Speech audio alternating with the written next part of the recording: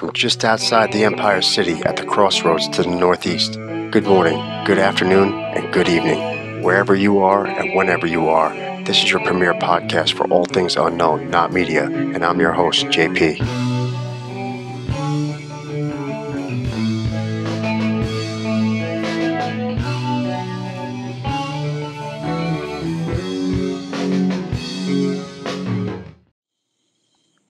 Welcome to Not Media, episode 15. This evening I have a very special guest. Wajid Hassan was born in Pakistan to Muslim parents and raised in England. Wajid has lived an interesting and varied life in many fields of endeavor, from a technical background as a field service engineer to a stand-up comedian with over 20 years as a union actor doing voiceover narration, commercials, and also TV and movie roles. Wajid encompasses over 40 years of experience in the field of metaphysics, healing, spirituality, and New Age concepts. He is also the author of the book, The Struggle for World Sanity, where Wajid outlines his personal journey that led him at the feet of his own yogi master, Dr. George King, through the guidance, teaching, and experiences with his spiritual teacher, along with his own unique mystical experiences, including that of an amazing spiritual contact he experienced with a UFO out in the wilderness. Wajid shows you the way out of current chaos enveloping the world at the dawn of a new era of peace and enlightenment for all those who remain on the planet after the great change, which has now started. Welcome to Not Media, Wajid. How are you doing this evening? Hey, JP, good to see you. Glad to be Good on to your see show. you. Great having you on here. Thank you for coming on. I read your book, and it was a very interesting book. You have lived quite an interesting life, have many experiences and many different backgrounds.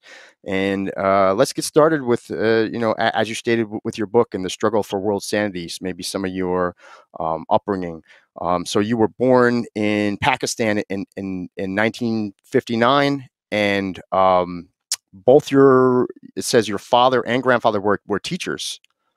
Yes, yeah, in the high school in Pakistan, in the city that I was born, which is Lahore, and So that must have influenced you, some. I mean, has it? Just well, having. my parents moved to England when I was 3 years old, so Okay. I didn't really have much experience in Pakistan. I was kind of more raised in England than I was in Pakistan, but. Okay. But my dad was a pretty strict immigrant parent, which caused a Okay. caused a lot of clashes in one Yeah. way or the other. You know, from me being raised in England and him from the old school. Yeah. But those are just normal issues that we have, you know, growing Okay. up as immigrant kids in England. Yeah. So, when your parents first came over, they took a job at a textile mill, and you also stated that you went to Bible school and you also went to a mosque, so you were able to feel comfortable in both settings of practicing religion for Muslim and Christianity. Yeah, Or I went to Church of England schools during the day, and we had Christian prayers, Christian hymns, which I really enjoyed, in Bible study, and of course, so I got both teachings of Islam and Christianity, and yeah, even at that young age, I really didn't see a difference in the religions because they pretty much taught the same things, just different dogmatic beliefs, which I didn't okay, really care. Didn't care for that, but my general belief is that all religions pretty much teach the same thing. If only people would listen yeah, yeah. instead of adding their dogma to it, you know. So you're saying that like the same core beliefs at all of the major organized religions are the same. I've always noticed that also. I've always kind of noticed. I'm like, if you really take like the pillars of like what religions are, like they all kind of like circle around the same sort of thing, like almost like the core beliefs of like what maybe was ingrained in us as human beings, like do unto others as you would like others to do unto you, like just like common things that would make sense, about love and sharing and Yeah, family. see, these great teachers of the religions, came different times, different cultures, different places. But if you really research their teachings without looking at the organized aspects of it, but if you look at their core teachings, there's no difference between the teachings of, say, Jesus or Buddha or Krishna. I think they're pretty much all the same. Okay. If only people would conform to those spiritual laws, love thy neighbor, thou shalt not kill, Yeah. you know, helping each other, being of service, and that's the kind of universal approach that needs to be recognized these days, because, as you know, the world is full of hatred, and it's between races and religions and politics, and there's no cooperation, and the only way to Yes. save the present crisis is not politics. Politics is not the answer, but politics, embraced with a spiritual approach, where not just one political party or one particular country, but a universal spiritual approach that encompasses all races and all religions and all creeds. That's the political approach that needs, and that's why I follow these great masters who came, because I would follow their political speeches, which is unification of all races, of all religions, that we all get together. And it's been, unfortunately, the elders of these religions have modified it to suit their own ways and keep the masses in ignorance. Yeah. So, and I've seen that too. Some of the great people throughout history, just like some of the people that we look back upon and say, like, these are the people that tried to unite everybody. And like, I remember, I mean, even example of when I watched the movie about Gandhi, he went on like a hunger strike because there was it was Pakistan and India. There was like a war brewing at the border, and like because nobody else would listen to anything and people respected him so much, he just stopped eating. So, well, I'll just stop eating if you guys want to fight. And it was like so powerful that like they respected this man so much that he that he was able to actually get to stop a war from starting at the time, because it's like through trying to. Well, his approach was res, resistance, but non-violent Yeah. resistance, and it worked. He told his followers not to kill anybody, Yeah. but still resist what was incorrect. Yeah. So his philosophy of non-violence was actually used by as you know, used by Martin Luther King Jr. Yes. And look what they did to him. Yeah. So, Yeah. It's a sad. but I think yeah, it's a sad state of affairs that those who come across, portraying peace, are the ones that get, murdered by the forces of darkness. And then people like Pol Pot, who killed like 2 million people in Cambodia during the, I think it was a Khmer Rouge. Yes. And he lived till he was 95. But nobody gets away with anything. That's the thing. Okay. You may get away with man's law, but you can't get away from the law of karma.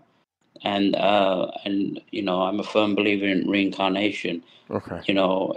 If you create a crime and get away with it in this life, you'll have to face it in your next life as well. Yeah. So um, these are aspects of truth that, again, the West have hidden from organized religion. Um, in AD, I think 450, at that meeting they had in Constantinople. Did you? I don't know if you're aware, but reincarnation up to that time was taught in Christianity. Oh, It wow. was Christian scholars who did their research and found out that they changed it to the one life to live in order to control the masses. So these things are being exposed now. So it's very interesting. Oh, so there used to be a common practice of believing that, at some level you would have to answer like in the form of karma if you did something wrong and somehow skated justice from man in this life, which, a lot of people wonder, sometimes like, oh, why does this person get away with it? And they could, and they're able to live a full life, but yet, somebody else who was doing good in this life, died when they were only in their, 20s or 30, like you hear like these perceived injustices in this planet, and like maybe it's just as simple as we don't see the bigger picture, that that it's not, there's more than just this. So there's going to be some sort of hand of justice dealt for somebody in their next life, or or what have you, whatever a realm that they go to after that they leave here. Yeah, I totally agree with you, JP, because, like I say, you can get away with man's law. If you have a decent attorney, you can probably get away with murder, you know, but it doesn't exonerate you from committing that crime.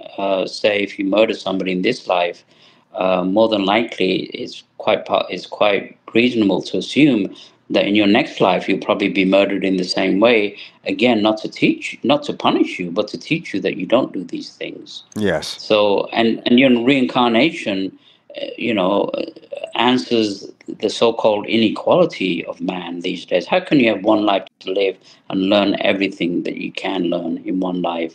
You know, why is somebody born poor and somebody's born rich? Why is a child born blind or another's a virtuoso in piano? I mean, Yeah. these are all accomplishments that they bought from their past life, and nobody can escape the divine law of karma, action, reaction being opposite and equal. Okay. Very, very interesting. I read in your book also, you had some harrowing experiences when you were a child. You said you were almost killed 3 times before the age of 9.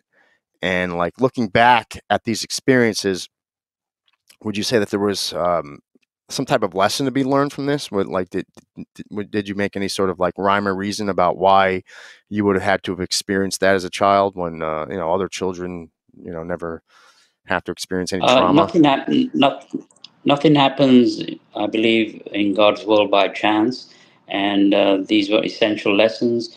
Unfortunately, it seems that the more painful the lesson, the more it's a teacher, and we just have to sometimes have to go through painful lessons. Maybe again in my situation, maybe from doing things in my past life that was necessary for me to have these painful experiences. Okay. But they don't last. They don't last forever, and you just go through whatever you need to go through. Some of them are not very pleasant. Yeah. But we didn't come to this planet to suffer, JP. Okay. We came to this planet to learn, Yes. and so we take the good with the bad. So we take the pain with the pleasure, Yes. Yes. and just keep that balanced approach. I've noticed that in my life also. I try to, they say make lemons of lemonade. I try to do my best to do that. I try not to, harp on the bad things that have happened. I try to look forward to the positive, or see even if something a perceived bad did happen. I try to like extract whatever we could take from it, some sort of lesson. So I guess like along the same lines that when you had experienced quite a bit of racism when you moved to England, and you even talk about another experience where you were chased outside of a nightclub, and you actually had gotten into a fight because guys were being racist to you, treating you unfairly. And so that must have been rough for you growing up, having to deal with that sort of injustice. And I'm sure it wasn't just you, but I'm sure, you know, if this was, if people were racist against people that weren't, whatever the, you know, tip, typical person in England was at the time. What was it? Just like a white, someone who was a white English person. If somebody came from another country, you would have felt it would have been hard to adjust, and you feel very out of place. But it sounds like you Well, went I through. mean,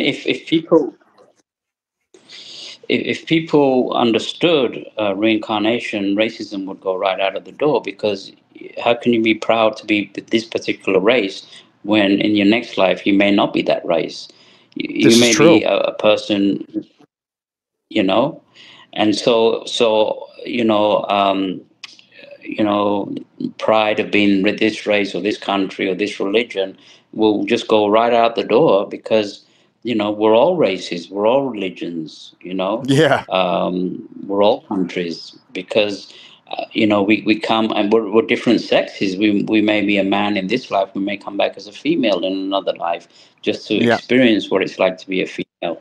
So one of the uh, one of the teachings that my spiritual master and the contacts that he had with them was to again reintroduce the terrible wrong that organized religion has done by hiding the truth about reincarnation. And they've said that because of the things that are changing now, those who keep that secret from the masses will be replaced by more open-minded people. So that's going to Yes. happen in the future as well. And a lot of people are leaving organized religion because they're not being given the right answers, especially when it comes to life on other planets, UFOs, different spirit realms. I mean, you talk to a fundamental Christian, it's all the work of the devil because they don't understand these things, which are just normal, real things.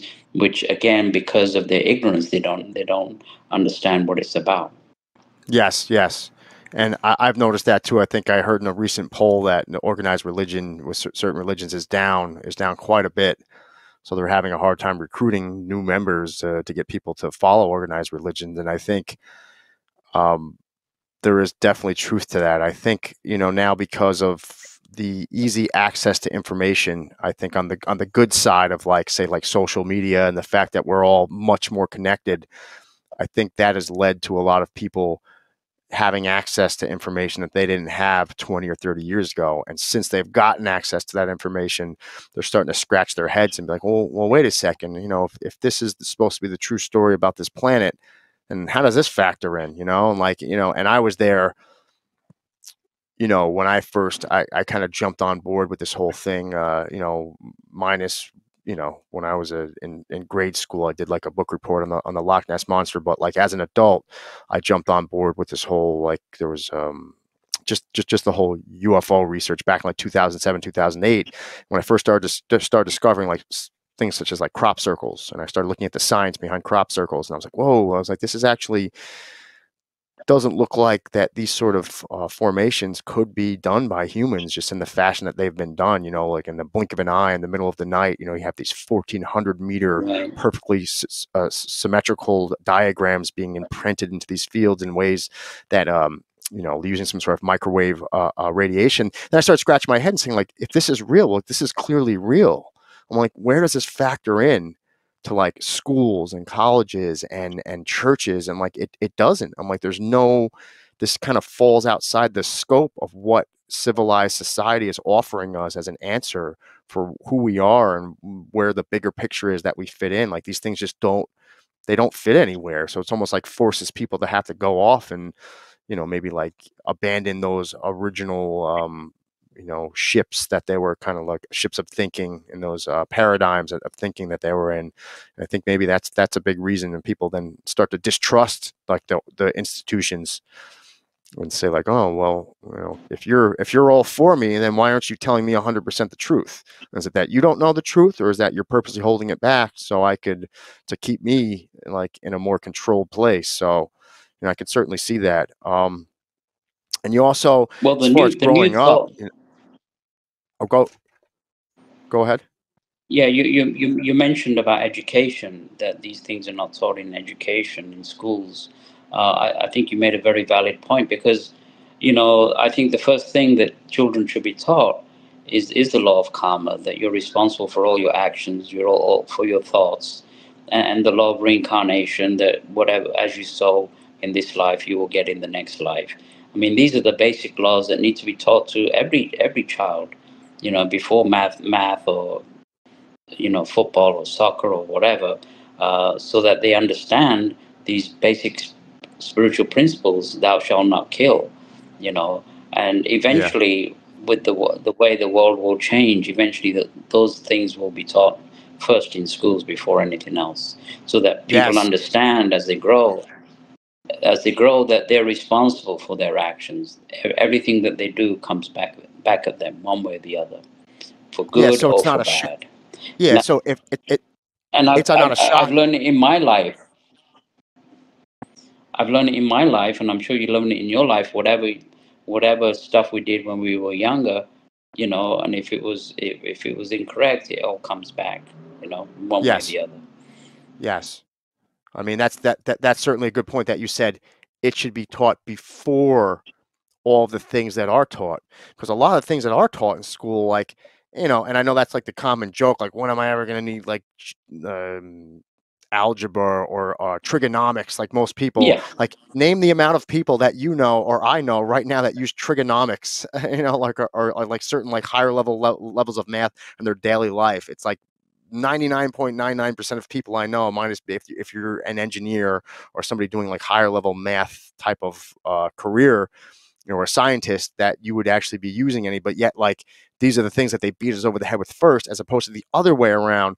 And it almost makes me scratch my head. Like, I noticed that in the past, like 20, 30 years, there's been this rash of this school violence and these like incidences where somebody brings a weapon to school, these school shootings. They're just like, if you just go down the list of how many have occurred over the past 20 or 30 years, it's staggering. And it's like, if you even start peeling back the layers of the onion about like why some of the, like, say, like, for example, like Columbine, like, why did these incidences occur?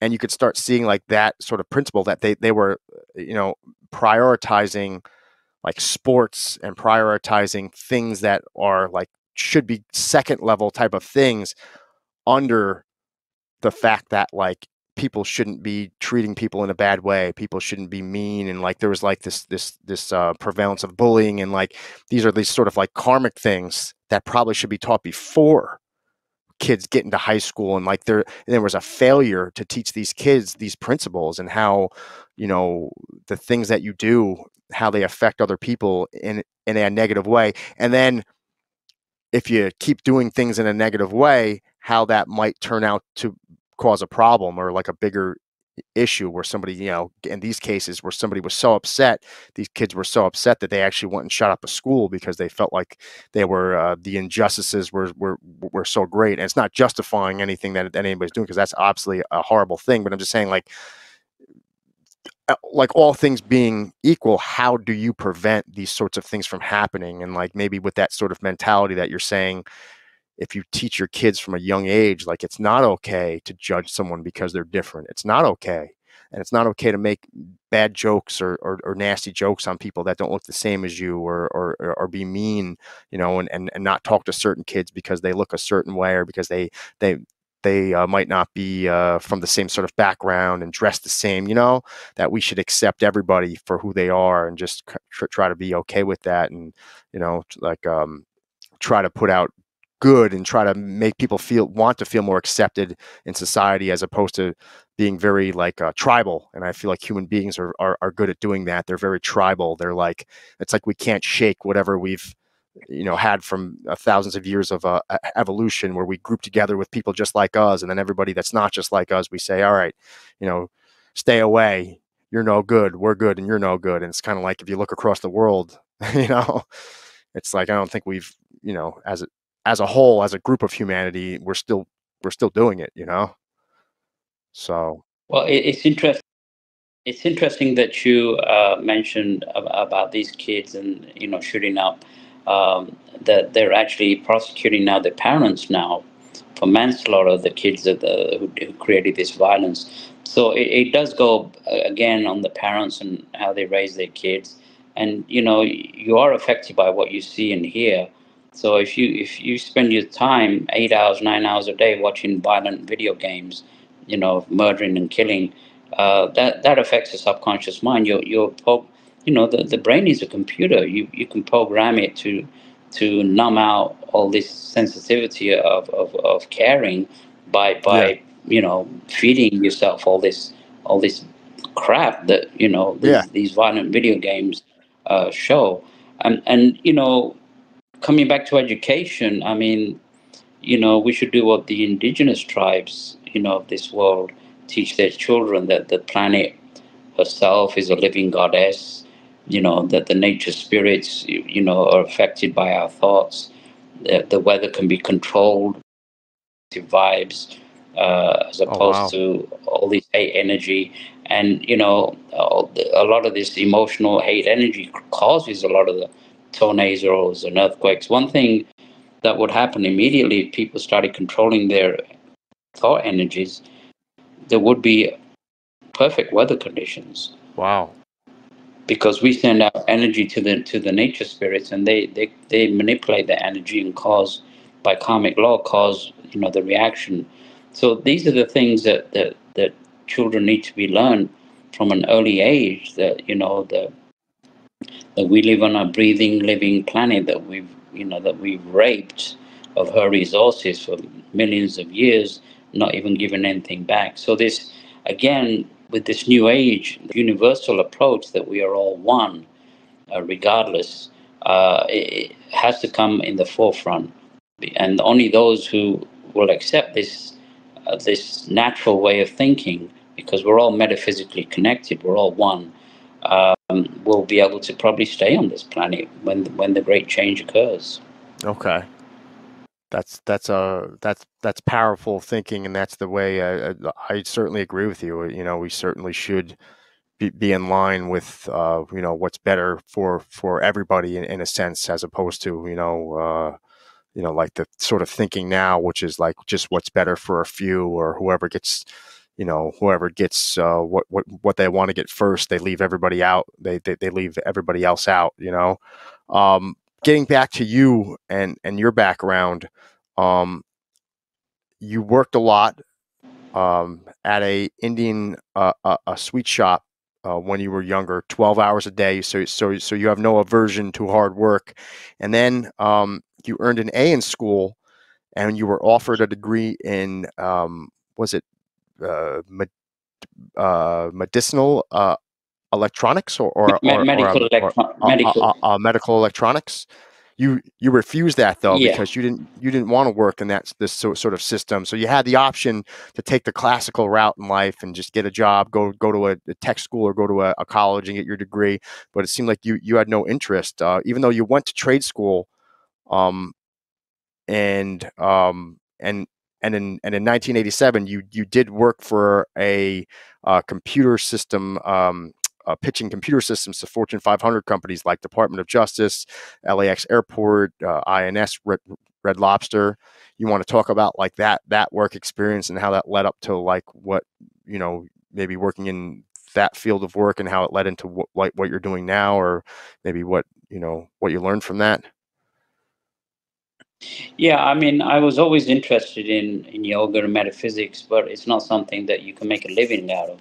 So Yes. I met my master when I was 16, going in high school in London. So I followed the path of the spiritual path of the Ethereal Society, but you also need to make a living. So yeah, I was offered a place in college, but because of issues I had with my dad, I just left home when I was 17. Kind of did Okay. menial jobs, but eventually I got into trade school and got into a technical background, and became a field engineer and for a large company in southern England, and then later on in California. But in the back of my mind, my spiritual work of healing, following my yogi master, that continued for many years, but it wasn't put in the open. So I guess in 2020, when I published my book, I had the opportunity now to kind of explore that avenue and promote the teachings of my yogi master and my own spiritual thoughts, because I was less in the material world of making ends meet. So, but Yeah. like I say, uh, if you follow a spiritual path, you still have to, pay the rent and all that other stuff. And then later, when I got into the entertainment business, again, I still had to do menial jobs and auditions. So, but I never openly declared my beliefs and the teachings of my yogi master till pretty much till I published the book.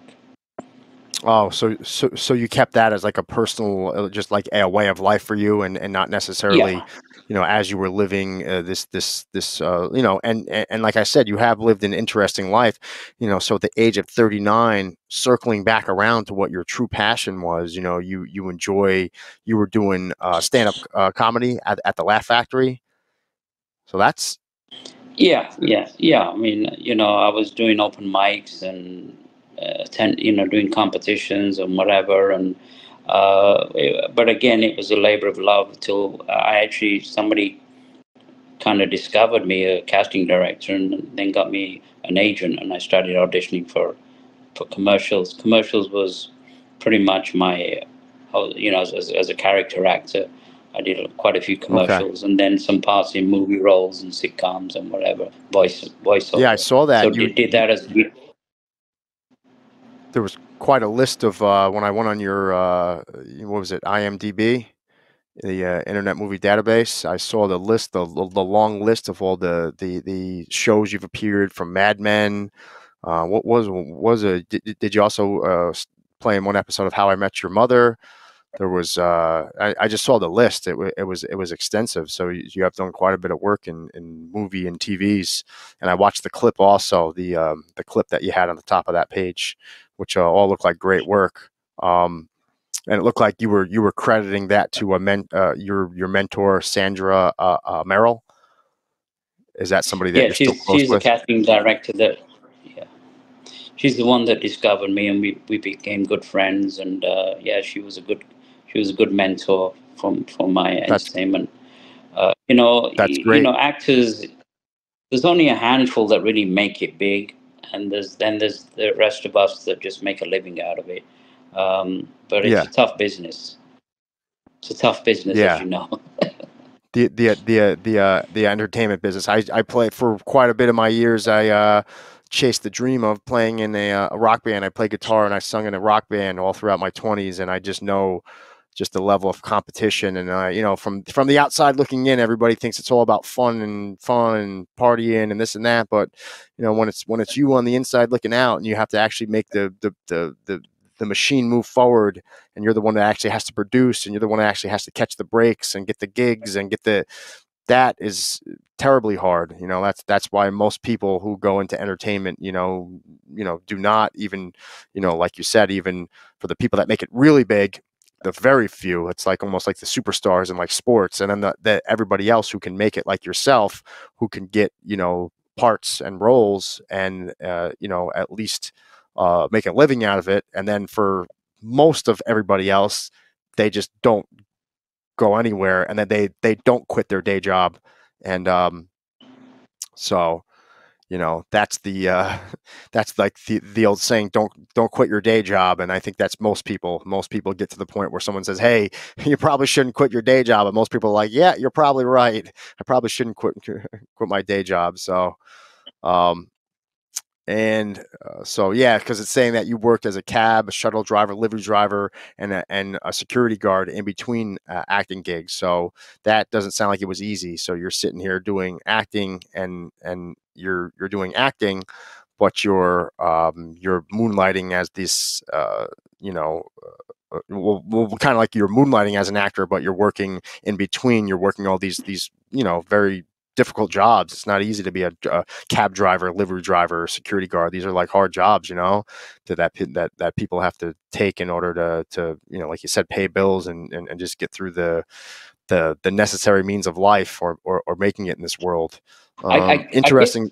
I guess I had to follow my passion because it was always something. My dad put down arts, and I wanted to play the piano and do music and drama, and he put all that stuff down. So it was a childhood dream, and I fulfilled it. Wasn't easy. And then later on, now I'm fulfilling my other dream, which is uh, ex- you know, uh, promoting the teachings of my yogi master and the teachings of the Aetherius Society, and trying to inspire people in these very, very difficult times that there is a light at the end of the tunnel, that there is hope in Yeah. in these days of turmoil and war, and I don't have to describe what's going on in the world. We all know what's going on in the world. Yeah, it's all scary stuff. Yeah, this is very true. When we look around the world, we see that it seems like people are getting more divided when we would think with the evolution, all this technology, But I mean, there are glimmers of light. There are people like yourself, and there are people that are using the technology to spread the truth and to try to bring us together, which is good and commendable because it's not all bad. And that just gives us some solace that there is some hope because there are people like yourself out there trying to spread the word. You also in 2006 got the opportunity to go to the top of Mount Kilimanjaro, and you were saying that it was a very challenging experience for you, and you also talked about a moment being on the top of the mountain when you were looking up and you felt like very connected to the what was it? You saw the stars, like the band of the Milky Way stars. I mean, I've never seen that, but I'm sure that was something that must have been a profound event for you. Was there anything that you want to talk about that? Well, I think living in urban cities and being disconnected from nature is probably the worst thing that we can do as human beings, because we're all part of the universe. We're all part of the solar system. We're all part of the galaxy, and to limit ourselves and not, it's very important for people, especially in the cities, to go to the oceans, to the mountains, to the desert, and connect with nature, with Mother Earth, and appreciate the fact that we are part of nature, and that's the gist of what I got climbing Kilimanjaro. Mind you, I was half dead, so maybe that's why I was having those Yeah, spiritual experiences. Uh, I may have yeah, got closer to God because I was totally exhausted mentally and physically. yeah, Um, yeah, but yeah, I think it's very important for people to go away, not for a long time, but the call these days is service to others. But now and then, just go into nature and connect, and realize yeah. that we are part of this, and that was the major thing I got from climbing Kilimanjaro, that we are part of nature, the universe, the solar system. We Very, we shouldn't alienate ourselves in watching all these silly video games and TikTok and YouTube. I mean, now and then there's nothing wrong with a little fun and little relaxation. But instead of looking down at that video games, maybe look up to the stars, and tune in and find out that there's higher beings out there that care about us, that are sending us high vibrational energies to help raise us from this madness that we as a race have caused. Can't blame yeah, anybody else, you know. yeah. I This, mean, these, it's very unpopular that we are our brother's keeper. I mean, Dr. King was very unpopular in the 60s when he said, well, we're just as close to the communist Chinese as we are to our children. People oh, didn't like that. We're yeah, just as close to terrorists as we are to our families and friends, because we're all part of it. So people don't like that message. It's like, well, kill them all and destroy them. We're only yeah, destroying us. We're only destroying ourselves. And the only answer, the only solution is a spiritual one, and send spiritual energy to those that you yeah. hate, to your enemies. Bombing them is not going to fix anything. It just causes more hate and destruction. So it's a vicious. Causes yeah, causes another generation of kids who experience that, who are going to grow up and have nothing but hatred for the ones that threw the bombs. So even if you thought you were in the right, well, the kids of who you bombed aren't going to think you were in the right. So they're going to grow up hating you, and that's just going to lead to more violence at some point in the future. Yeah, so it's like an endless cycle at some point. Even if there is a perceived winner at the time, it's is there ever really a winner when it's like there's a lot of death and destruction, and Well, at some level, it reminds me of the Grinch that stole Christmas. yeah, I mean, no matter how mean he was, the townspeople continued to, they didn't allow his nastiness to affect Christmas. and they continue, and it actually changed his behavior and his heart, and he became a good person. And Yeah, so yeah, it's been said in these days is to send this spiritual energy, this love energy from your heart to those that you hate or to your enemies, because that's one energy that they can't fight against you, is the energy of love. It's oh, very easy to talk about, but not easy to do. But yes, this is what the higher beings that created the religions have always said, is to send this tangible energy, this love energy from we're spiritual beings in physical bodies, not the other way around. So we yeah, receive and transmit energies. We have an aura, we have psychic senses. Every time we shake hands and meet, there's an interchange of energy between our auras and our psychic senses. And you yeah, can sometimes you shake somebody and you like them instantly because you feel yes, that energy. And there's other times you just don't like them because there's a clash of energies. So we're energy beings. We're not physical beings. We just yeah, use our physical body, this robot machine that we have, but we don't need we're not that physical body that JP has is not the real JP. The soul that's inside JP is that real yeah, person, or the soul that's inside Wajid is the real person, because when we die we leave the physical body and our soul continues. So if we keep that in mind, then we have to understand that as spiritual beings, it's our duty to send out this energy on a regular basis, and it's the only solution that has not been tried. Everything else has been tried except for the radiation of this real true. It's the same energy that Jesus used. Manipulating pranic energy from the sun, which he used as a yogi. The Christians don't even talk about the times that between the age of 11 and 31, where he traveled to Tibet, to the monasteries there. yes. You know, There was the missing years, yeah, and so basically. That's how they look at it. as a yogi, he could manipulate these energies and raise the dead and cure the blind and heal the lepers. So if he could demonstrate that, he said, you can also do the same. Dr. King came with a book in 1975 called "You Too Can Heal," where he said every man, woman, and child, including animals, can give effective spiritual healing. We we can feel it, we can't see it, just like electricity or wind. We can feel it, but we can't see it. It just operates on a different, vibrational level, but it's real. It's a real Yeah, energy, and yeah, that's the call of the day, which was the gist of my book. Is for people to get together, drop their differences, and send out the energy. No matter what you raise, whatever religion, you can even be an atheist and send out energy. They don't care anymore. Nobody cares about your beliefs or whatever. The call of the day in these days, in the Aquarian age, is the day of service and cooperation.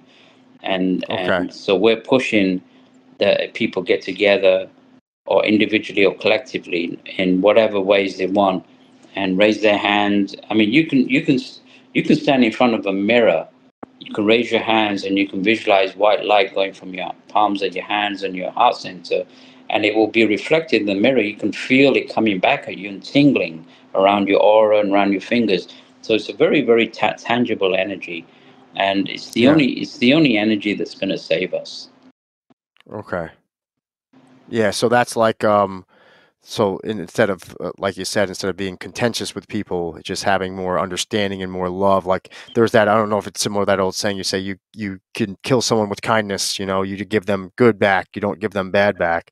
Eventually, if you shine enough light into a dark place, that will be the light, but being dark against something dark is not going to really yield anything productive, even though if it's perceived at the time to be productive, ultimately it's not. You do talk about in your book that you had some mystical experiences and UFO contacts. You saw a flying saucer.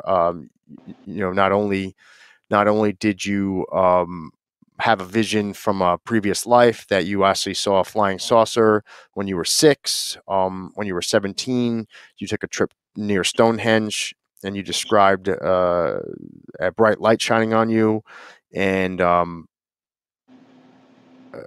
there are other situations like a World War II veteran you were talking about had like a spiritual guide, and you were talking about being a spiritual healer, and there was a couple other ones. You had an experience with a friend named Jimmy Gorley, where a UFO appeared out of the clouds.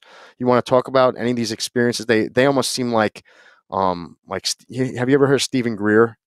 Yeah, yeah, He has these like CE5, he calls them, close encounters of the fifth kind, where he actually brings like there's another guy, I believe his name is James Gillian, and he owns a ranch near, I think is it Mount Shasta? You spoke about that in your book, but he says there's some sort of a lot of the people that are into this C5 contact drawing these ships in, state that there might be some sort of a base out there under that mountain, Mount Shasta, and they've seen UFOs coming in and out of that mountain, and they've seen them gravitate towards these people who are having these meditative experiences where they're calling out, bringing, shining out love from a meditative group experience, and they're drawing in these craft. I don't know if that's similar to any of the situation that you've had, because it seems like you've had quite a number of these experiences. yeah. One experience. I mean, I'm not going to go through all of them. We don't have the time. But the one I had out in the wilderness near Stonehenge was a physical craft. You know, it wasn't a psychic vision. There was a physical craft that came and hovered over me, and this sent this beam of energy down, which inspired me, and it taught me one thing after I had that experience, that whoever mans these spacecraft are not only advanced technically, but also very, very spiritually advanced beings that really care about us and have been watching us for millions of years. And Yeah, they're pushing it now because this change is coming where either people conform or they may not be allowed to stay on this planet because the planet is changing for the better. She's raising the vibrations.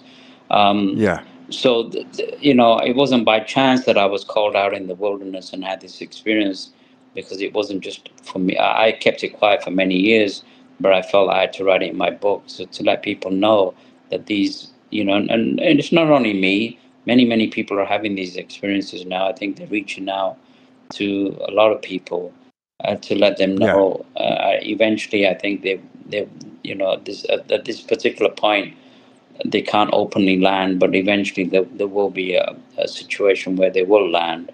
Um, okay, but you probably when the you know when the economics of world system kind of collapses, or probably there's Dr. King said that one particular master will openly land and will teach again the teachings of people like Jesus and Buddha and Krishna, and the spiritual laws that we've strayed from. So you yeah, know, they said that the only sin on this planet is only one sin, that's ignorance. And so to combat ignorance is enlightenment. So if you're an enlightened being, you would never dream of exploiting people or having people in poverty or controlling people, because you know all that is the lower self. And if as an enlightened being, when you've aligned yourself with your higher self, you know, you would never even dream of doing things. So there's planets on higher realms in the solar system. They live in complete harmony and peace. They don't have, they yeah, said they don't have hospitals or graveyards. You know, the complete, you know, harmonious living with each other. And it's possible. We in the past we've done it, but we destroyed ourselves many times. And so these are higher beings or spiritual masters or people that control these spacecraft are again impregnating our mind belt and our minds and our souls, inspiring us to rise, because we've reached such a low level of evolution that the only way yeah, back is up. So you know, um, it is possible. They mentioned that there was a planet in the galaxy that was going through a similar crisis that we did, and they listened to the advice of the higher beings, and within 50 years the planet can be completely changed. I mean, if say 50,000 people got together this night and they send out energy to the Middle East, I think within a week there'd be peace. There would be no war because the energy would completely transmute all this hatred and violence in that area. So people, the savagery that we show to each other, it must be appalling to them. That Yeah. what we allow, and that again, JP, well, based on a different god or a different religion, it's absurd, totally Yeah. absurd. Yeah, it almost seems to serve a purpose more of separating us than uniting us. If you're going to use the premise of your God to start a war, use your God to hurt or harm other people, yeah, it's absolutely absurd. I completely agree, especially when you start talking about war and you start talking about, well, our God's behind us. Well, it's like, well, It's it's like all the it's like same. it's like the Ukrainians and Russians. They follow Orthodox Christianity, so they're all going to their Orthodox Christian churches and praying to Jesus. Yeah, And then going out there and murdering each other. Talk about yeah, it's terrible. talk about hypocrisy at the Yeah. utmost level. You know. They're doing it, yeah, they're doing it to themselves. Like, why do they believe that God's going to intervene and save them when they're both doing the wrongs to each other? Yeah.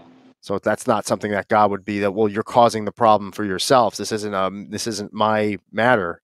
You're asking me, like God would look at it like you're coming to God for some sort of a blessing so I could beat my enemy, but maybe God doesn't want you to beat your enemy.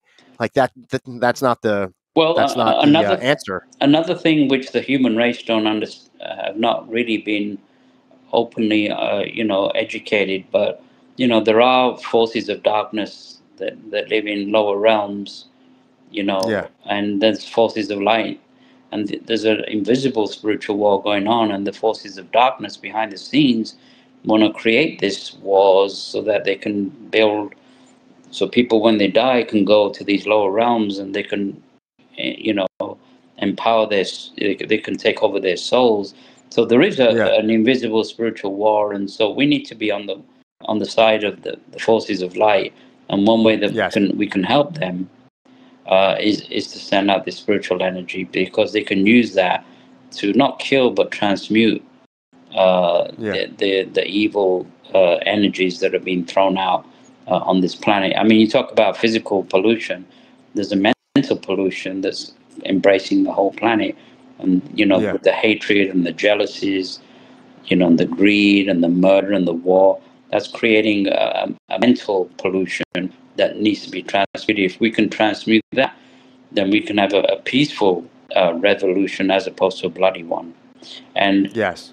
and let's face it, our history has been a terrible one, and so we can't continue with this status quo, because it's led to nothing but destruction and suffering, and then just a handful of people that control the masses. It's the divide and conquer situation. you, you know Yeah, it's the left was versus the right, or this race against this race, or this religion against yeah, this religion, and yeah, that creates fear. And once you have fear, you can totally control people. So yes. this is the time to roll up our sleeves and be brave. And we've been promised from the higher beings that they will help us. And so it's our responsibility, because it's our planet, it's not their planet. We created these Okay. conditions. So we, as the common man, because they've tried approaching the politicians and the religious leaders and everything, the generals, and they've been rebuked. So they're coming to us, you and me, and the common man, the listeners that are listening to your podcast, Yeah. just general men and women, and they said, tune into us. We'll send you the power, and you can help transform this world. Okay. And you talk about spirits, beings on higher planes, and even you spoke about when you went to Stonehenge, like you saw some gargoyle type creatures. Are you talking about like these beings on higher planes? They exist in an actual higher dimension, like you wouldn't be able to physically see them in this dimension? Well, I psychically, psychically, I could see them. Even though they're invisible to physical Okay. sight, but my Okay. psychic eye could see them as quite clearly. And these, yeah, and as far as like, because you spoke about beings and existing on other planets, these higher realms, are these beings that are also existing on higher, like a spiritual level? These Yeah, beings that, because I mean, people don't even know where we go when we die. And yeah, Dr. King, as a yogi master, could project to these realms. And he said there's six above and four below. And then when we die, based on our vibration, we just go to those realms. We stay there, experience a life cycle there, then we reincarnate back. So if yeah, you know, people only, unless you're psychic, you're not aware of these realms that we go to. But yeah, they're there. So it's the same with other planets. These beings have evolved from the physical plane. So Dr. King said you could go to Mars, you could stay there 200 years, you'll never detect any life because they've gone above the physical, and they're on higher vibrational sequences. That's why with UFOs, sometimes you see them, they suddenly come into existence because they can move from level to level. So they can yeah, materialize and then dematerialize and blink out. So they have that kind of technology.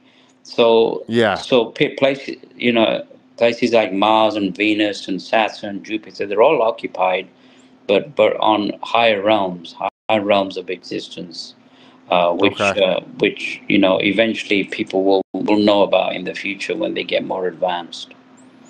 Okay. And your master, Dr. George King, and just real quick, just by the way, it says Dr. George King. Was he a doctor? Is that a doctor in philosophy, or is that a doctor In as philosophy. far as? Philosophy. He wasn't Okay. he wasn't a medical doctor, no.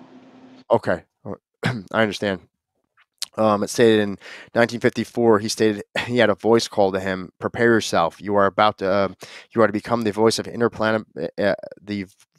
interplanetary parliament. Yeah, and prior to that, he Excuse me. spent many years in yoga discipline, and he could control his mind. He could achieve these states of consciousness, and it was only when he reached a certain level of evolution that he was contacted by the higher beings, and then they mentally sent telepathic communication through him while he was in a deep yogic somatic trance, and these were translated through his larynx into English. And he did Wow. over 600 physical transmissions of the mental impulses sent by these higher beings on the other realms in the solar system. And a lot of Oh, them, it's very interesting when he was contacted in 1954 that they were talking about the proliferation of atomic and hydrogen bombs, which at that time they were Russian and America were exploding everywhere, which could have killed mankind. I think if it wasn't an intervention from these higher beings of absorbing a lot of that energy, I don't think me and you would have been talking today. yeah, yeah. I it's absolutely terrible when you see that what we were experimenting with and trying to see how if we could outclass the bombs that blew up Hiroshima and Nagasaki. And I read a whole book on it was the production of the hydrogen bomb, the production of the nuclear bomb, and just the staggering amount of destruction that these weapons can do. I think it was the bomb that fell on Nagasaki was only 14.4 pounds of plutonium caused the destruction of 21,000 tons of TNT. Was basically from 14 point something, so basically something about the size of that big caused the destruction of an entire city. And it's scary to think that this sort of power could go into the wrong hands. It's an absolutely wrong way, like you said, for us to be focusing our what could be focused on good and healing and doing better for this world instead of tearing this world down to nothing and beating each other down. It's the complete opposite of what we should be doing. It's a You strange know, world that we live in, JP, where all the best minds are focused on creating better weapons of destruction. sad. Yeah, it's very. I'm sure, like you said, these higher beings look at us and they just shake their heads and say, not he's got, this group of beings. They're just not ready yet. They just keep keep killing themselves. They keep getting involved in all this nonsense. It's not an appropriate way for them to be spending their energy as opposed to trying to heal. And you also spoke about lots of experiences with your master, um, and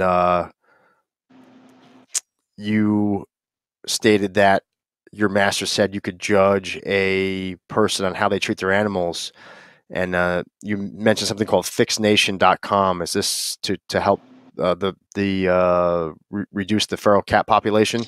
Yeah, I mean, anybody who's helping, yeah, you can always judge a person, by the way they treat their animals, or a country that way they treat their animals. And let's face it, the U.S., the way that the factory farming and the terrible things they do to animals, it goes into their stomachs, and it affects, causes more diseases or whatever. Um, you know, we need to show kindness not only to humans but also to the animal kingdom and also the plant kingdom, because we're all again connected. And again, we reap whatever we sow. So if we show cruelty to animals, it comes back to us one way or the other. Yeah, I just worked with a charity when I was in LA to help control the feral cat population. And and a lot of people are doing a tremendous amount of good. That's the thing, JP, that the media doesn't show. They always show, death and destruction because it keeps people in fear. But these days, a lot of good things are also being done by nations, by people, yes, by organizations. So don't believe everything that the media tells you that we're in constant violence. They just do that deliberately. Their thing is, if it bleeds, it leads. yes, And yes, so they'll never show all the good things that are happening. yes. Uh, in, I've Even in the countries that are so-called terrorist countries, there's a lot of good things happening. Okay. All right. That's good to know. And I just know from my personal experience when since I've become a police officer, I've had a lot of disdain for the media, especially like like like certain aspects of certain medias that always paint law enforcement in a bad light always. And I'm like, I I'm not sure what like you guys seem to be ignoring all the good stories and you seem to be only focusing on like the out of hundreds of thousands of encounters every day, you zero in on like the one or two really, really, really bad ones. And then you blow that up and then you paint it to be like, no, this is everything. It's a fear-based society. It's wrong. It's wrong. And And and, and if you notice it the propagates anger amongst people. if you notice the local news, all the reporters do is they use police scanners, and they go to the crime scene and they report it, and that's news. So whatever murder or rape or violence is going on, that's local news. Yeah. That's not supposed to be the news. That's just police reports. That's not news, you know. Yeah. And they're doing That's it. like the worst of the worst. Yeah, exactly. They cherry pick the worst of the worst, the absolute worst that society has to offer. Out of all the millions of people who live around here, they find like the absolute bottom of the barrel, and then they scrape that up, and then they throw it on the top of the heap and say, "Oh, this is what's going on. This is news." It's sad, at some level, and it's sad that like as a society, it's almost like people are kind of like wired to like look for that now because it's like, oh, like what's the news? It has to be something bad. It has to be something juicy. That's why people like drama. They like, it's almost like they condition us to like want to seek that for stimulation. Like our lives are too boring and we need somebody else's horror in order to make our lives exciting. Um, so, and Yeah, as I far mean, as, being in law enforcement, I mean, it's probably worse now than it ever been because of people on drugs and people carrying firearms. They don't talk about any of that. They just talk about police brutality, but they just don't talk about all the times the good things that law enforcement. Dr. King was a strong supporter of law enforcement. yeah, Because without law and order, look what happened in the LA riots when the law and order yeah, went out of the road. yeah, Everybody just rioted, and so the yeah, law and order is necessary, but at the same time, we have to, chuck out the bad apples, but that's everywhere in society. Yeah, yeah. And you felt like with Dr. King was saying that like he even felt like his prayer for bringing down the Berlin Wall had some positive effects on that, on top of whatever uh, political hand was at play there with the Reagan administration. He just felt like power of thought and power of prayer. Well, politicians have never created peace. Politicians will never ever create peace. It's always the prayers of the mothers of the children who've gone to war. Those are the ones. Those are the prayers that have created peace. And so, Yeah, politics is not the answer, and politics is based again on most politicians these days are paid by corporations anyway on whatever they want to do, and so. Lasting peace is to if you want to if people want to follow a politician, then follow politicians like Jesus and Buddha and Krishna, yeah, and listen to their political speeches, because they embrace everybody, and that's the only political solution that's going to work. yeah. As far as you believing that this was interesting, that there was a couple cycles of this planet. Dr.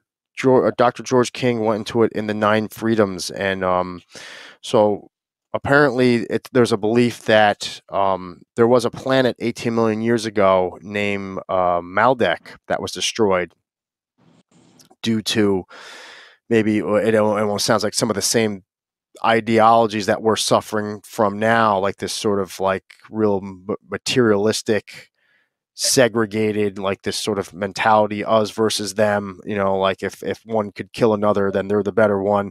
Like this very low level type of thinking eventually led to the destruction of a planet, and it sounds like through maybe nuclear war. Well, And the planet, actually, Dr. King said Maldek. We were actually remnants of that race from Maldek. We were extremely advanced beings. He said that robots took care of all the menial tasks. So scientifically, we were very advanced, and we could control the weather. So we lived in utopia, and it was. He said there was some evil rogue scientists that created a hydrogen bomb, which was 10,000 times more powerful than the one we have on Earth, and completely destroyed the planet, which is now the asteroid belt.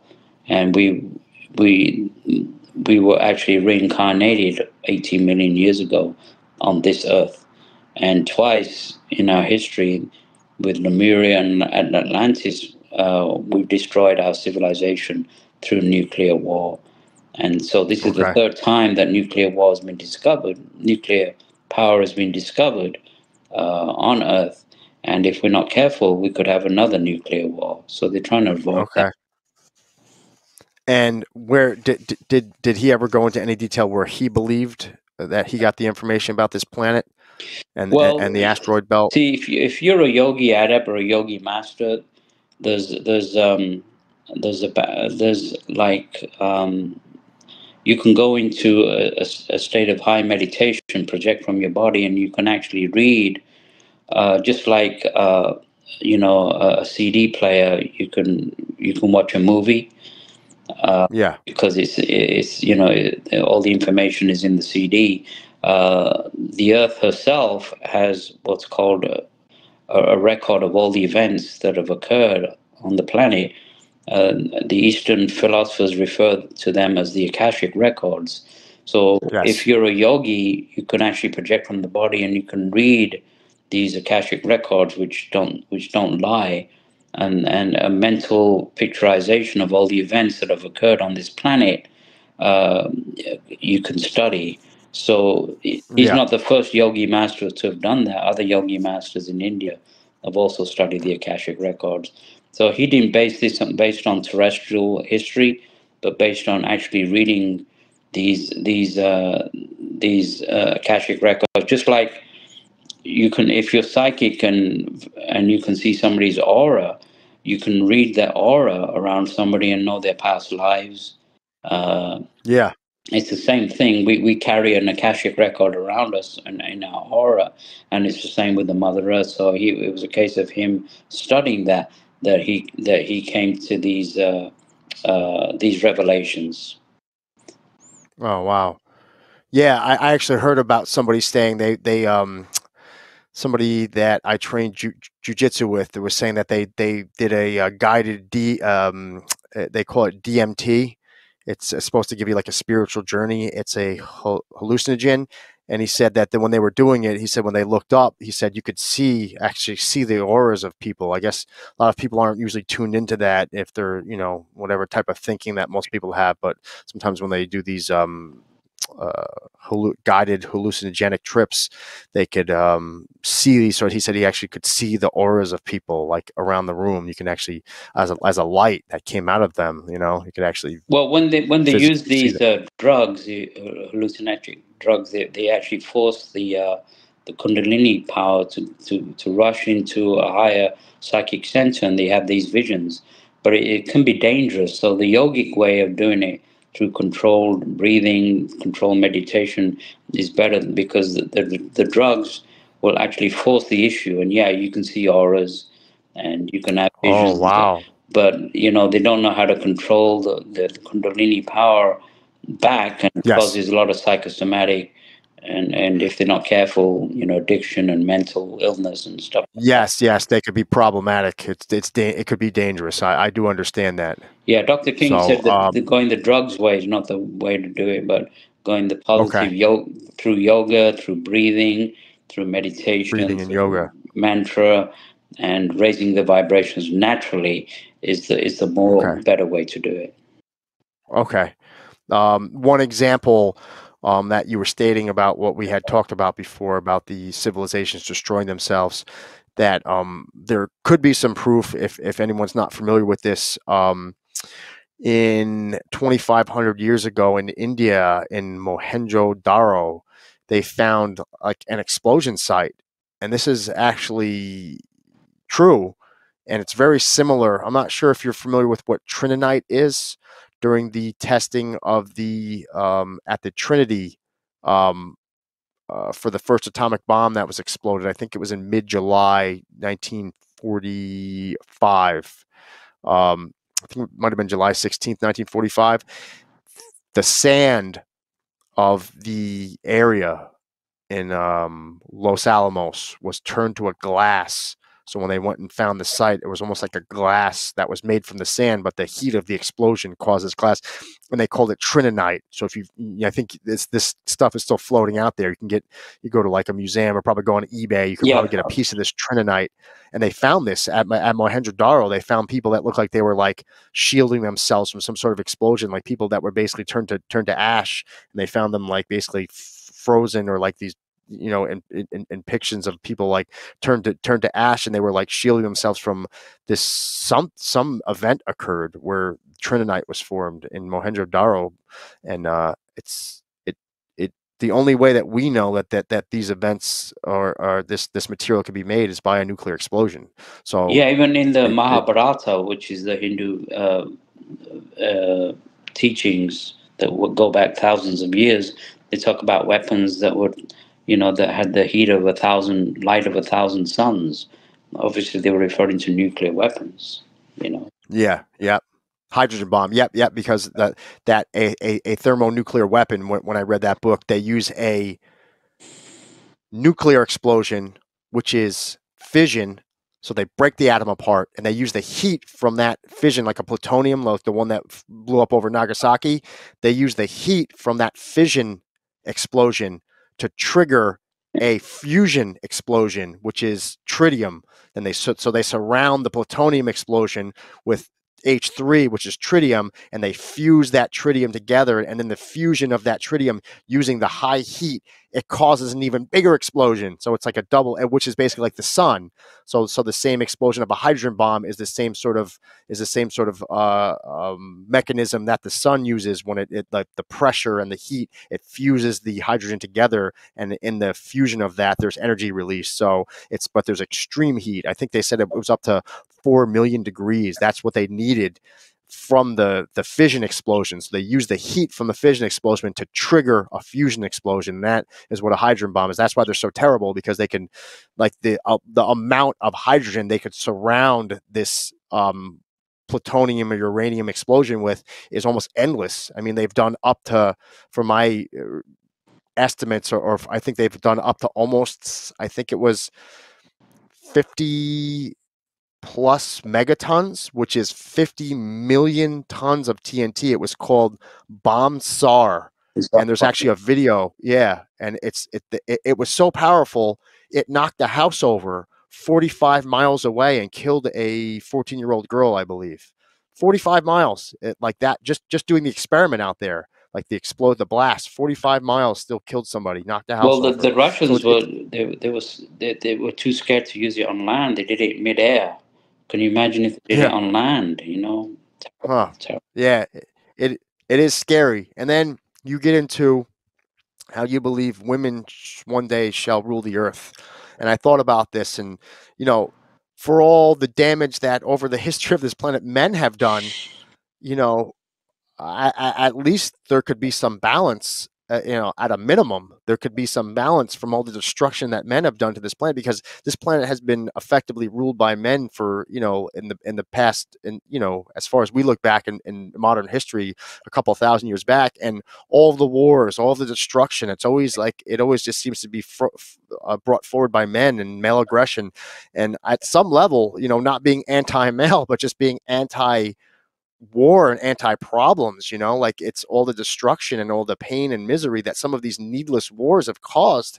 It needs to be more balanced out, and maybe the hand of a woman and their understanding of just the what they could bring to the table as far as being world leaders could take a lot of that away. If it's always men who are in the heads of militaries, men who are the heads of countries, it's like that male aggression like causes this sort of like primal like territorial wars where they're sending, the people who are becoming charged have no problem with sending hundreds of thousands of their young out to battlefields to slaughter each other, and that's Yeah, wrong. but the women weren't 100% innocent either. They goaded their men to go to war. Okay. So, they've also mentioned that. But the planet herself, being female in nature, uh, as a female goddess, as she increases her vibration, it will empower the women to have more, have more say over the care of the planet, and so women will be in positions that men used to be, and hopefully in the near future, they will be custodians of this planet, as opposed to the destruction of the planet that the male species has caused. Yeah. Okay. Yeah, definitely. I don't think. I mean, there's. I wouldn't for to say that there's any problem with that, because if you do look at the history of this planet, you do look at wars, and you do look at, God forbid, And I was even thinking about this. It's just by random chance, I happen to be born in the United States. I happen to be born in a time period where I'm not being forced to go to war.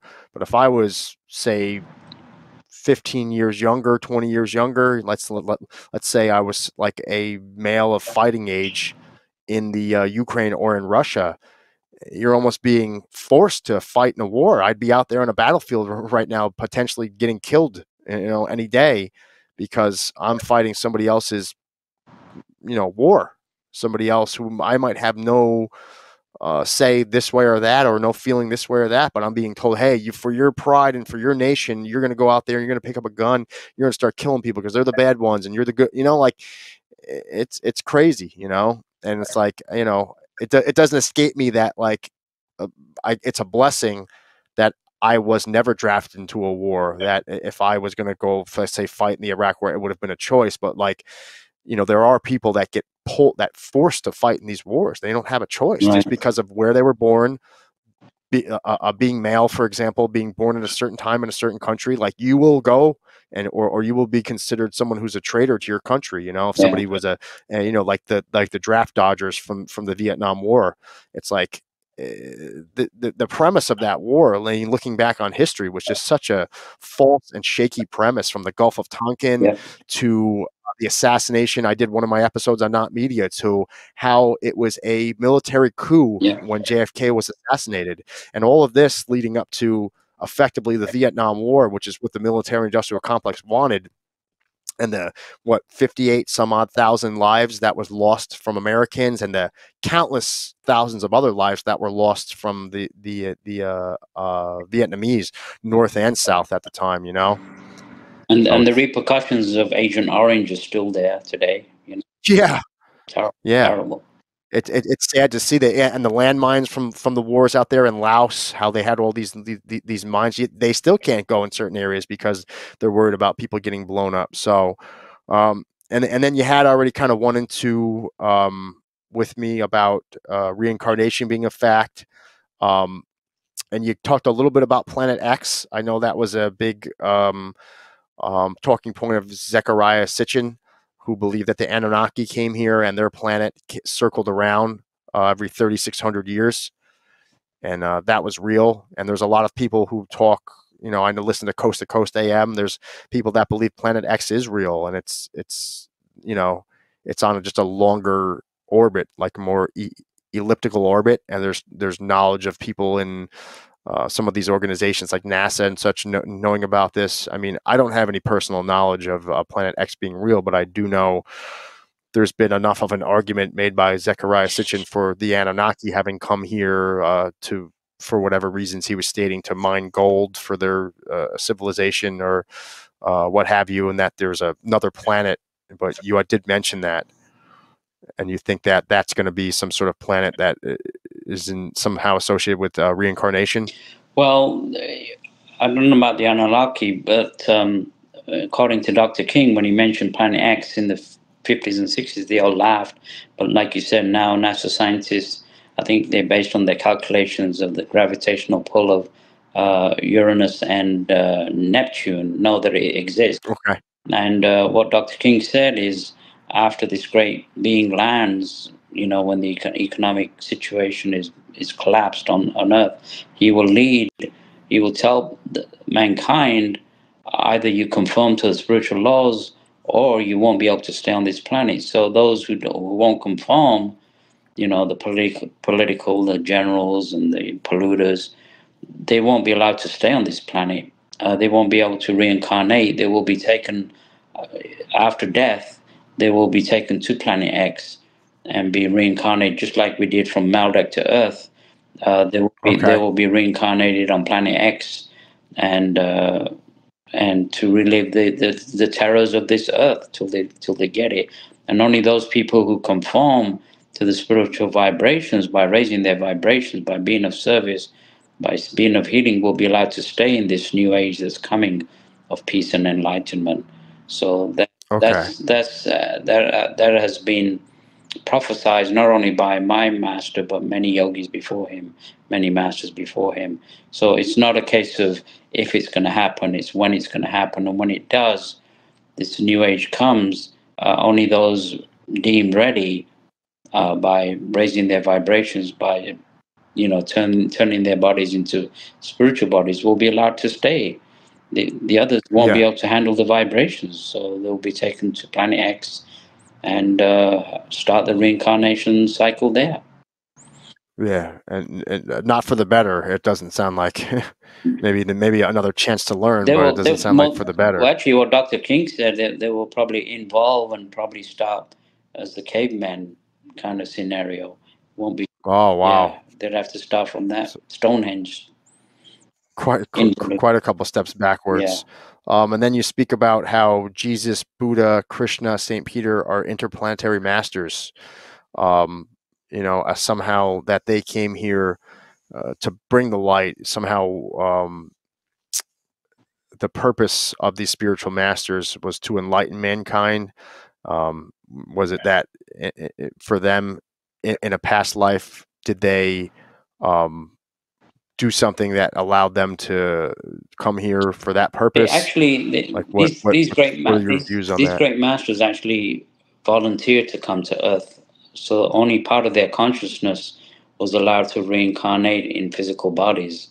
So people like Okay. Jesus and Buddha and Krishna, they only had part of their consciousness as interplanetary masters in earth bodies. Okay. So they volunteered to come, they volunteered to suffer, gain enlightenment, and teach mankind in their different times, different cultures. Like, again, as we discussed, was the spiritual laws, which are unchangeable, Okay. and that's the crux of the message. Even if a new master landed, he'd only be telling the teachings of Jesus and the other interplanetary masters that came. And there's evidence now showing that people are still questioning the Star of Bethlehem. Was it really a star that hovered over the temple? Yeah. And so these things are all coming out now. Okay. Yeah, so there are things that could be interpreted in different ways. Well, exactly was this star? Was it some sort of one of these higher spiritual beings or one of these higher spiritual craft? Right. Like we're seeing now, now where it's all viewed through the scope of the military and the technology and these like tic tac objects. But back then, what exactly would it have been viewed as? Yeah.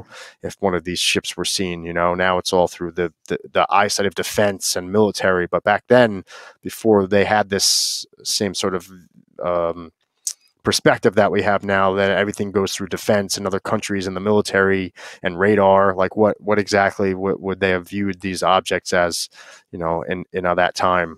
Well, JP, they warned us with their messages in the 50s that eventually mankind will have enough and say, they won't believe the governments.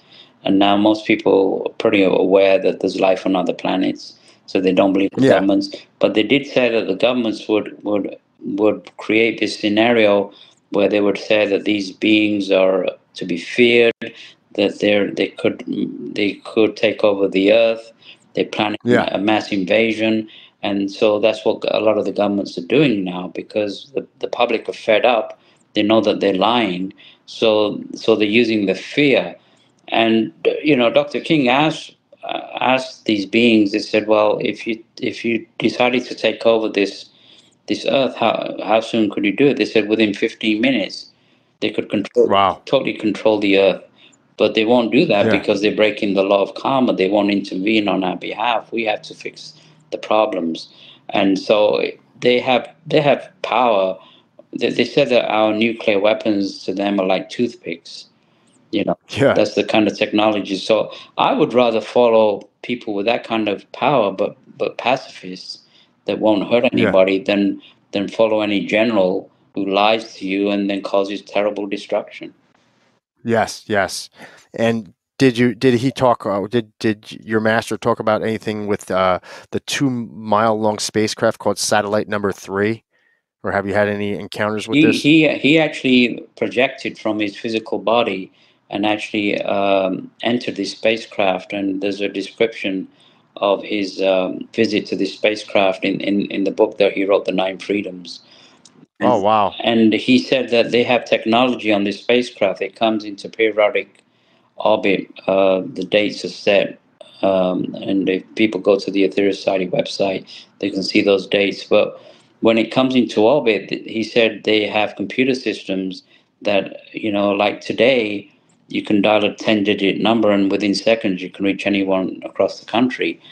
But if you increase that technology to millions of years, they have on their computer systems, they have a complete dossier of every man, woman, child, plant, animal. They know their past life, they know their current life, and they know their future lives. So they have a complete record of everything that's living on this planet, and Wow. they can beam individually or collectively spiritual energies to anyone on the planet. This is the kind of technology. They said we have instruments that are beyond your wildest imaginations. That's the Yeah. kind of technology that they have. But And I it's was I and was and it referring to cell phones, because with GPS satellite, you can pinpoint anybody on the earth today. yeah. So so logically speaking, if you have technology that's more advanced, millions of years, they can pinpoint everything on the earth, you know? Yeah, I mean, yeah. Theoretically, it would be a technology beyond the Yeah. scope of what we're able to even conceive. But if we are spiritual beings and each one of our spirits has some sort of fingerprint, Yeah. then there would be a way for somebody to be able to track the fingerprint, just like you saying, using triangulation. We use GPS, where, like, if you say, hey, you're 10 miles from this satellite, 50 miles from this Yeah. satellite, you draw a circle around each satellite, then you find out where those circles meet, which is triangulation. That's how we have GPS.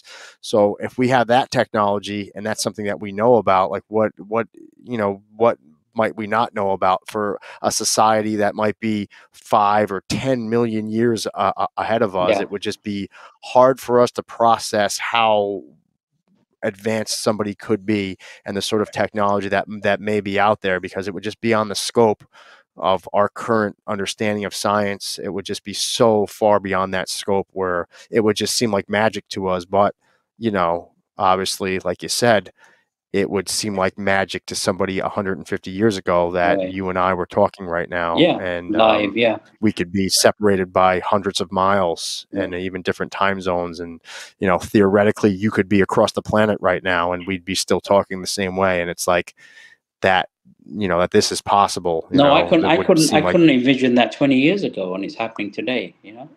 yeah, never mind Yeah. 150 years ago. That was like before even people had, radios and such. People weren't even like listening to transistor radios. Yeah. So, So um, being spiritually advanced as well as technically advanced, JP, they can pinpoint. So anybody can mentally request this energy, and their computer system will send this energy to the exact degree. I think Dr. King said that every live stream is numbered. So oh, we're not Wajid or JP. We actually, like you say, yeah, recognized as a particular number, and there are computer advanced systems, again, spiritually minded computer advanced systems, can send energy to any, like, a million people at once, or one individual that's in the middle of a crowd, and still send the and energy in, you know. And was this a certain group that did he mention? Did he mention the type of group this was, or who was responsible for the care or ownership of this craft? He said that the origins of this craft are from the higher realms of Mars, and that Okay, the controller of this vessel is advanced Martian adept by the name of Mars Sector 6. That's what he said. okay, And if you read the Nine Freedoms, he talks about some of the instrumentations and some of the things that he witnessed on this craft. Fascinating information. oh It's wow, funny that, we accept science fiction, but truth sometimes is we accept Star Wars and Marvel and all this other stuff, but yeah, Dr. King says sometimes truth is stranger than fiction. So something like this is yes, beyond science fiction. Well, the thing is, regardless of where the source is, the fact is that Dr. King always said that in order to gain truth, you have to speak truth. And he always said that whenever he went in front of a platform, in front of people, he took a sacred oath before his higher power that he would speak the truth. So regardless of the source, if people open their minds, and if this is actually correct, which I believe it is because I felt the energies when I've asked for these energies, then yeah, it doesn't matter what the source is. When it's in orbit, just mentally ask for this energy and it will be sent to you. I mean, okay, they don't get paid for it. They do this on a 24-hour basis. Their only yeah, concern is for us, and, yeah, and I think to me, JP, is the greatest hope that I've seen for the planet. The outside help is being given, to stop this the madness and the savagery that's occurring on this planet right now. yeah. It does give us some hope that there might be somebody, because it's just Yeah, this, even the pitch that this has been given to us now is like, oh, these objects are coming here. We're not really sure what they are. Still, we're still playing that game. I'm not, but the Department of Defense, the certain aspects of this government are still playing that game, and that's why I'm here right now, because I'm sick of it, and we're not even where we should be is getting to the point where, well, why isn't open contact being made? How do we facilitate open contact? What can we learn from the contact with these beings? What is the next step for humanity in the bigger picture of the universal stage, and where we need to get to in order to be accepted in a universal society, as opposed to now we're just having all this interplanetary strife. We're probably not even being welcomed onto a larger stage because of what we're doing to each other here. That's probably where we're at, and like what we need to do to get past that. But like you said, it's refreshing to know that there might be Right. some higher civilization out there willing to give us help if we're willing to ask for it, and we're being kept dumb in the sense that, like, if you meditate, that cannot put you in touch with some sort of higher being or technically evolved being that's Yeah. able to actually tap into your thoughts and tap into, Yeah. the technology would just be, because we don't see it here, it's like it Right. doesn't exist. But that's the problem. We have to start opening our minds up to realize that, like, Well, there are things that we are seeing. it actually does exist. You just have to mentally request it, and you will feel it. You will feel it. Okay, so that's good to know that through that higher level of thinking and meditation, that we can access that. So just kind of wrapping up towards the end. I know that the Aetherius Society. Is there any sort of main idea that you're pushing forward? I know you said towards the end of your book that the only safe solution to mankind's problem, effectively, is positive world healing through the 12 blessings and giving out energy to different areas of thinking and areas of this world through blessing people and blessing thoughts, and and the future that lies ahead for us, like how we to usher ourselves into this new age, with some of the principles of the either 12 blessings or the Aetherius Society, kind of just to wrap up as far as what the main principle of the Aetherius Society and ushering mankind into a new way of thinking through the 12 blessings or through service to others, which I strongly believe in is the way of life. But, is there any final thoughts or final words that you have on, how to do better? And Well, my final thoughts are, when Dr. King had a transmission on the BBC in the 1950s, they asked the cosmic master Aetherius. He said, "What are your message to Earth?" And he didn't say follow the Dr. King or the Aetherius Society. He said, if you're going to be a good Christian, be the best, or a good Buddhist, be the best, or a good Hindu, be the best. So you don't necessarily have to follow the Aetherius Society or do the 12 blessings. It would be recommended. But in your own prayers, your own visualizations, we actually have an online group that meets pretty much every day. So if you oh, want to wow. join us, go to the Aetherius Society website. We gather Yeah, people around the world. We send out healing. So if you can't, it's not something you can't do on your own. You can join us through the okay. 12blessings.org website. So that's all Is that through on the that website. So that's through that yeah, website, and not the Aetherius Society 12 blessings? I could leave a link for that if you'd like me to. yeah, it's 12 blessings. The number being 12, numerical 12blessings.org. It's part of the Ethereal Society, but yeah, they could join us on a daily basis and send out the Great. power. And again, JP, it's so simple. It goes over people's head. It's not complicated. It's not rocket science.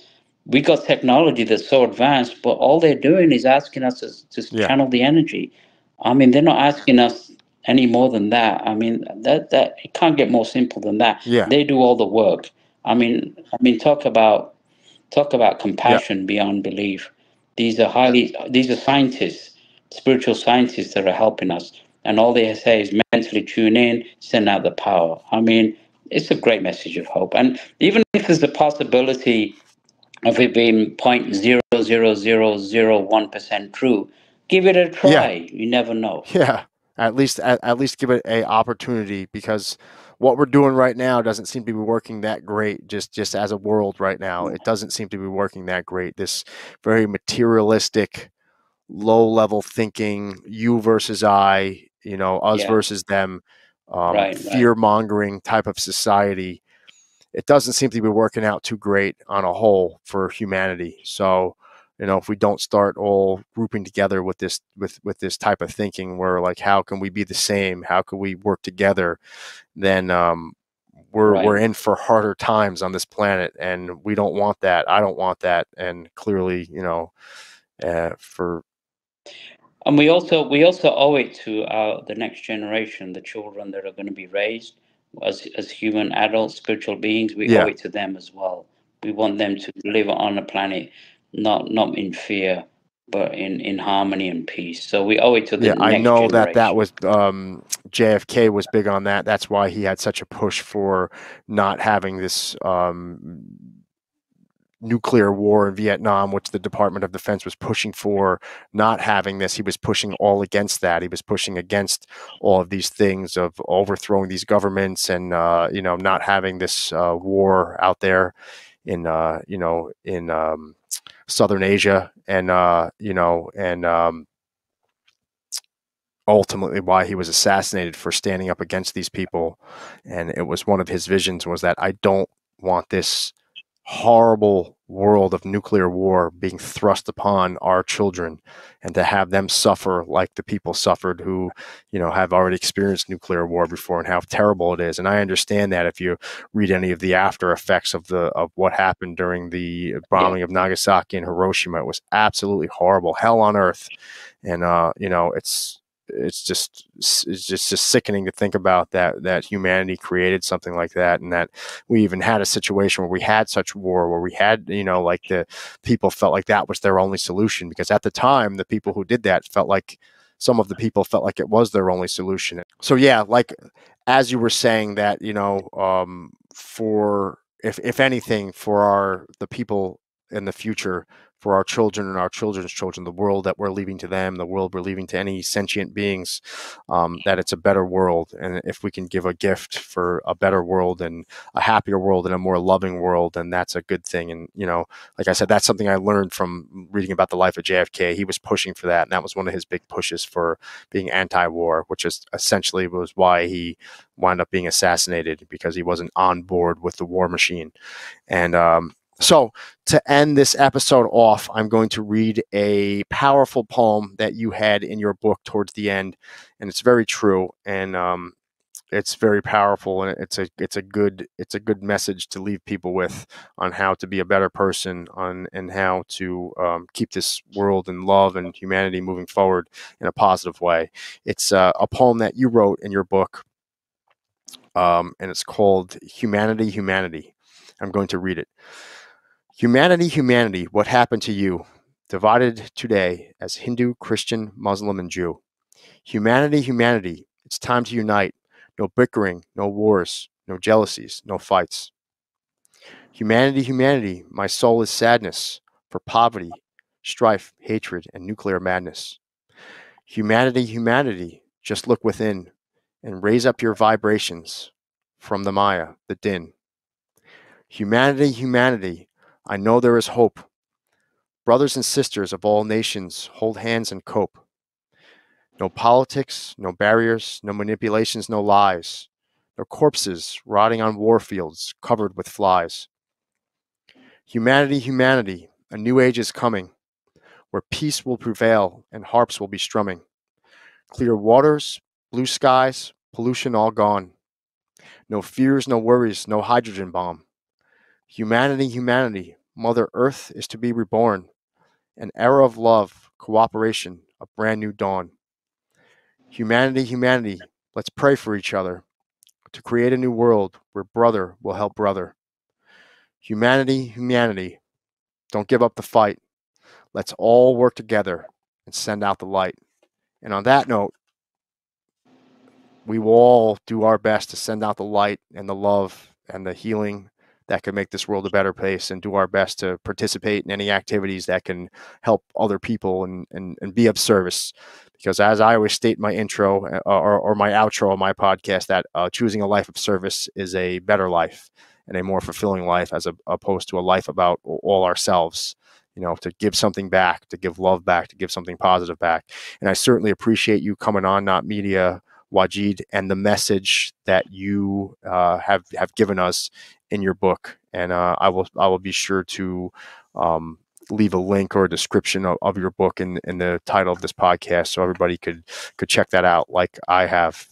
So I certainly appreciate you giving your time with me this evening, and thank you very much for coming on Not Media.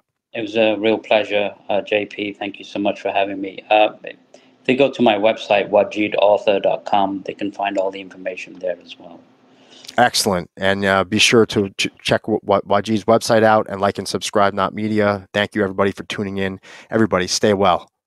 Thank you all for listening to this episode, and thank you everyone who has chosen a life of service. This is not just military, fire, police, and EMS, but also anyone who has taken their talents and passions and used them for the service and betterment of others and this world. I'm not saying goodbye. I'm saying until next time. This is your host at Not Media, JP, signing off. Stay well, everyone.